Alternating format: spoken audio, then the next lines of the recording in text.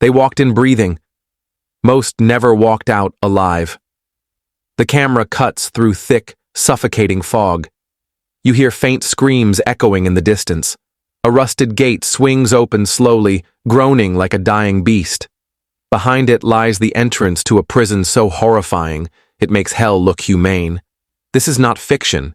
This is a real place, a fortress of suffering where mercy doesn't exist, where even death feels like freedom. Welcome to La Sabaneta prison in Venezuela, once dubbed the Devil's Playground by international watchdogs, and the slaughterhouse by those who survived it. But most didn't survive. Built for 700, crammed with over 3,700. This prison wasn't just overcrowded, it was a human landfill. Bodies weren't just packed into cells, they were squeezed into corners, hallways, and staircases like garbage thrown in a pit. Imagine a cell meant for 6 men, now crammed with 30, sleeping shoulder to shoulder on cold, rotting concrete. They don't give you a bed. They don't give you a blanket. Sometimes they don't even give you food. And if you complain, you disappear.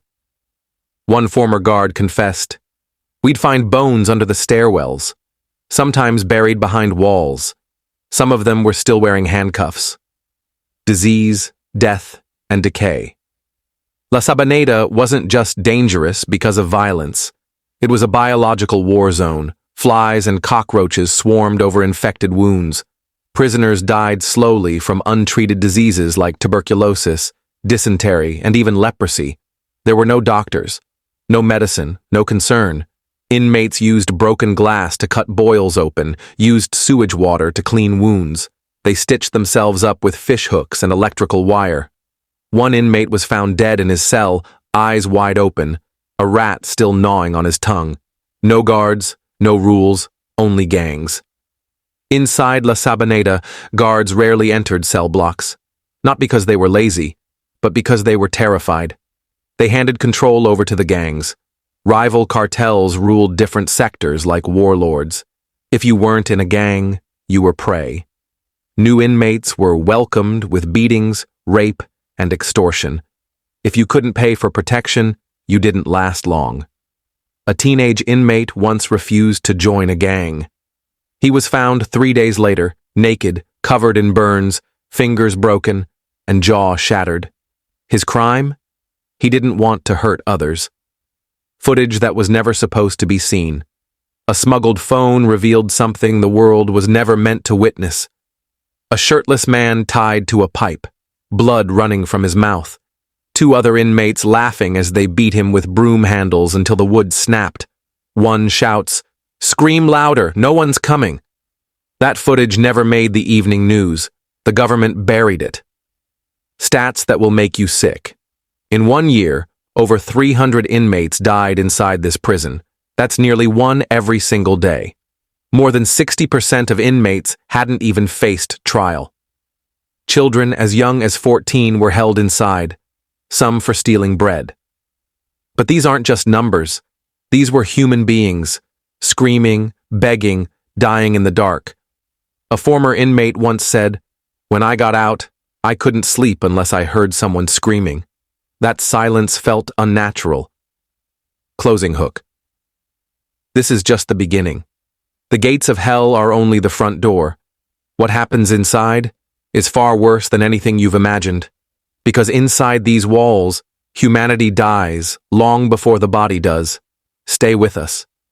In part 2, we'll take you deeper, into the daily horror of life behind those walls, where your meal could be moldy rice or a rat, where your neighbor might kill you in your sleep for toothpaste, where the only law is survival. Every second inside these walls chips away at your soul.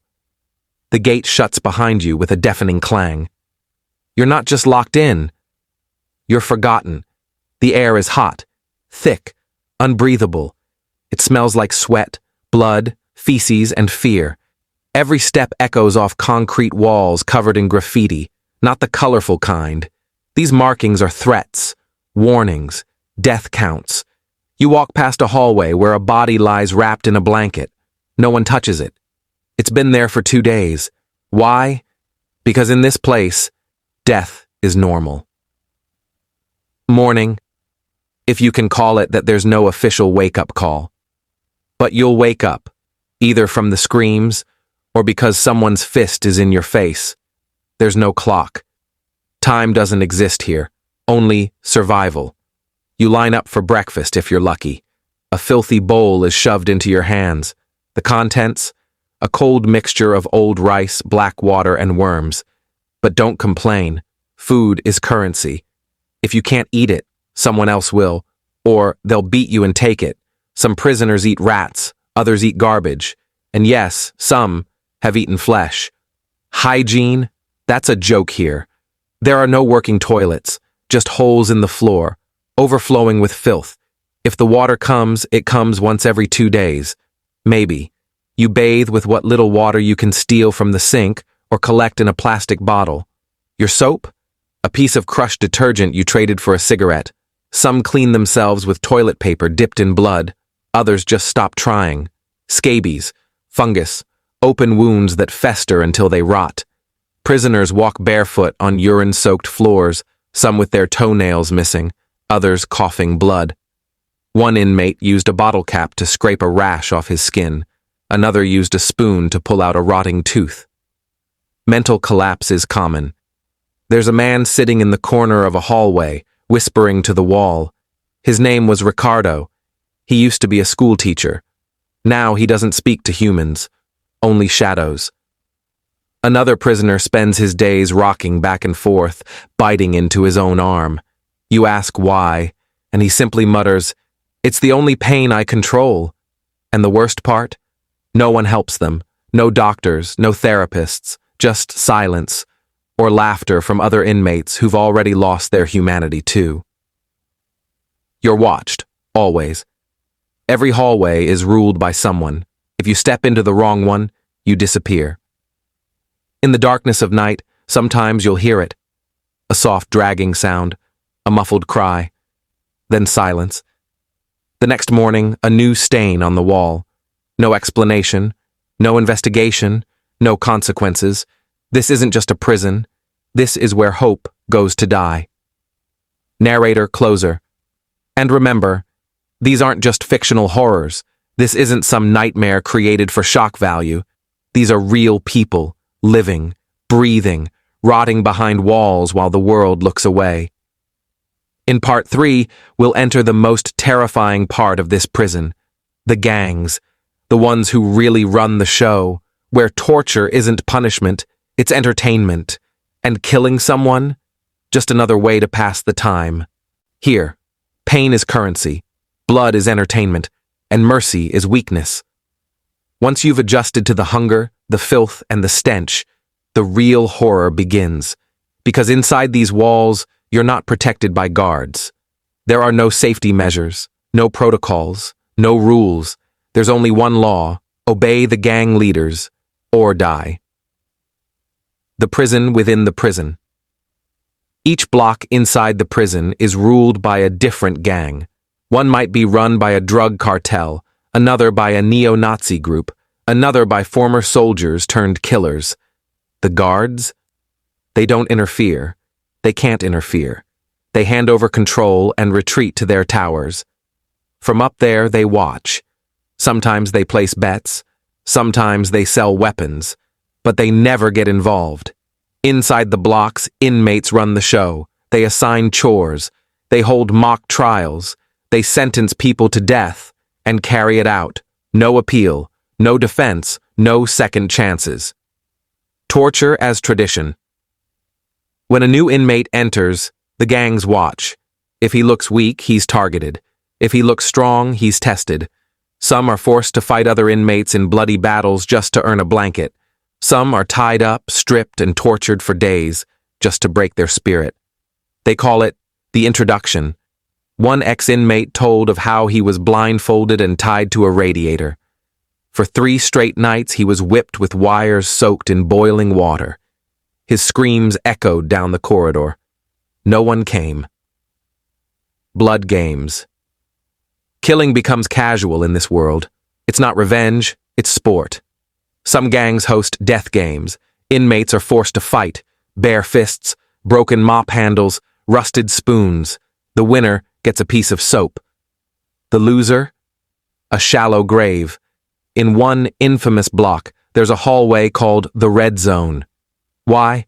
Because the floor is permanently stained with blood. A prisoner was stabbed there 56 times because he refused to hand over a cigarette. Darkness beyond torture. And it doesn't end with beatings. Some are burned alive. Some have their fingernails pulled out with pliers.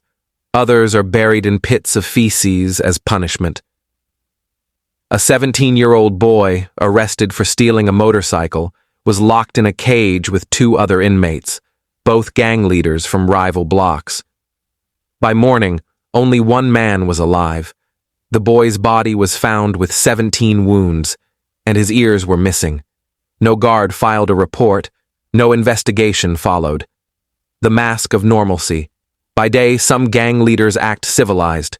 They cook meals, tell jokes, pretend to run things like a family. But it's all a performance. At night, they become monsters.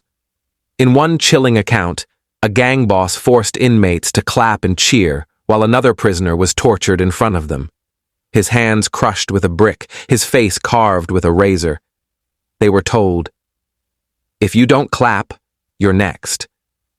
Closer and still, this is only a glimpse, because deeper in this prison lies something worse than violence, worse than pain, worse than death. It's the feeling that no one in the outside world knows, and even if they did, they wouldn't care. In Part 4, we'll uncover the darkest stories, the real inmates who died screaming, and those few who lived to tell the tale. What they saw will break you.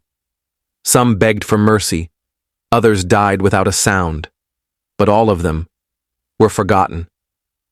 There are no graveyards inside this prison, only unmarked pits, broken concrete, and walls that whisper the names of the dead. Every scream you hear in the dark, every cry that echoes in your skull, comes from someone who didn't make it out. This is not about statistics anymore. This is about people, real deaths, real screams.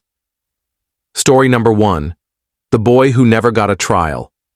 Luis was only 18, arrested for stealing a cell phone.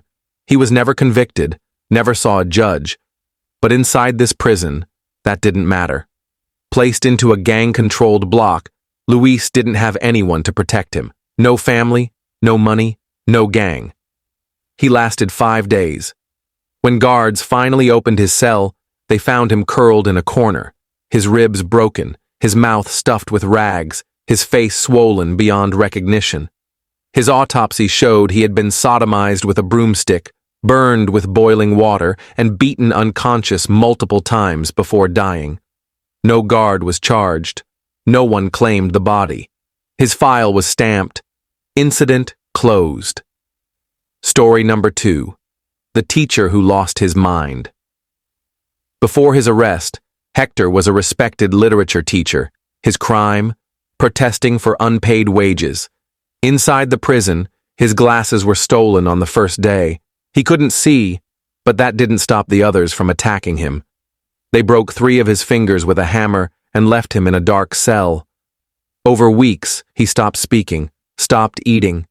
He'd sit on the floor whispering poems to himself, even as rats chewed through the soles of his feet. One inmate said, he just disappeared inside his own head. He died in silence. His last words were, "Tell my students, I tried to come home." Footage. They tried to erase. A smuggled phone captured what no news channel dared to show. A man, arms tied, crawling across the floor, screaming, "Please, please, just shoot me!" Another video. 2 inmates forcing a third to drink urine while others laughed. He died from internal bleeding 3 days later.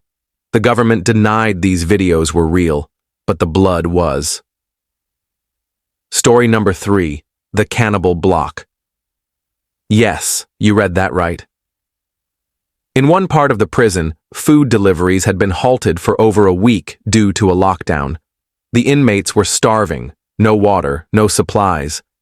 One morning, a guard found a man chewing on a piece of burned meat. it wasn't from the kitchen. An investigation revealed the truth. They had killed and cooked another inmate. When the guard asked why, one prisoner answered coldly, "He was already dead on the inside. We just made it official." The ones who escaped. But not really very few made it out alive, and even those who did left part of themselves behind. Juan, a former inmate, now lives in a one-room apartment. He barely speaks, sleeps with the lights on, keeps a knife under his pillow. Not because he fears the outside world, but because his nightmares bring the prison back every single night. When I close my eyes, I'm back in that cell, and I hear them screaming. Closer. These aren't horror stories. These are human stories. Stories that were meant to stay buried under concrete and silence. But they need to be told, because the dead can't speak for themselves. In Part 5, we'll ask the biggest question of all. Why does the world allow this to happen? Why are governments silent? Why is there no justice? And who's really benefiting from this hell? If you scream in hell and no one hears you, did you ever exist at all? By now you've seen the horrors, disease, torture, murder, and madness.